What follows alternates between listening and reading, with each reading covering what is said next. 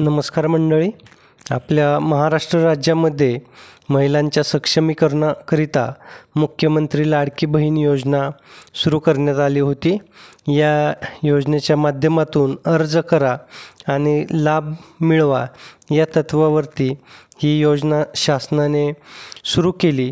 परंतु या योजनेमध्ये बोगस लाभार्थ्यांची घुसखोरी वाढत असल्याचं शासनाच्या लक्षात आलं आणि याचमुळे आपल्या राज्यामधील सरकारने आता लाडक्या बहीण योजनेच्या अर्जांची छाननी सुरू केलेली असून या छाननीमधून जे काही अपात्र अर्ज असतील अशा लाडक्या बहिणींना अपात्र ठरवून अगदी या अपात्र महिलांकडून योजनेचे पैसेसुद्धा परत घेतले जाऊ शकतात.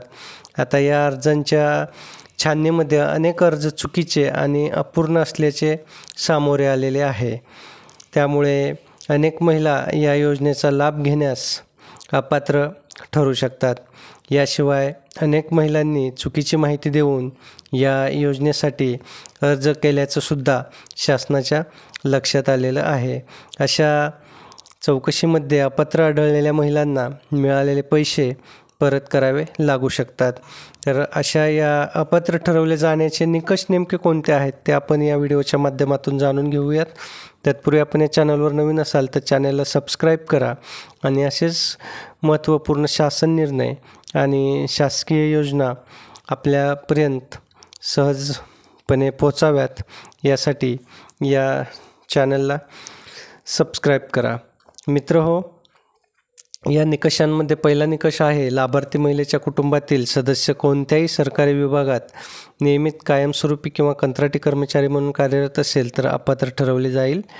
भारत सरकार, बोर्ड, राज्य सरकारच्या कोणत्याही स्थानिक संस्थेत काम करत असेल किंवा त्यांना निवृत्ती वेतन मिळत असल्यास त्यांना या योजनेचा लाभ मिळणार नाही. ज्या महिलांच्या घरी किंवा कुटुंबात 4 चाकी वाहन आहे त्यांना या योजनेचा लाभ मिळणार नाही. मात्र 4 चाकी वाहनांमधून शेती, अवजारे आणि ट्रॅक्टरला वगळण्यात आलेले आहे. इन्कम टॅक्स भरणाऱ्या महिला किंवा कुटुंबातील सदस्यांनाही या योजनेचा लाभ मिळणार आहे.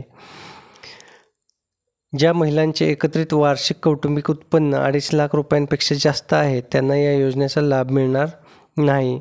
लाभार्थी महिलांना शासनाच्या इतर कोणत्याही आर्थिक योजनेतून लाभ मिळत असेल तर लाडकी बहीण योजनेचा लाभ त्यांना मिळणार नाही.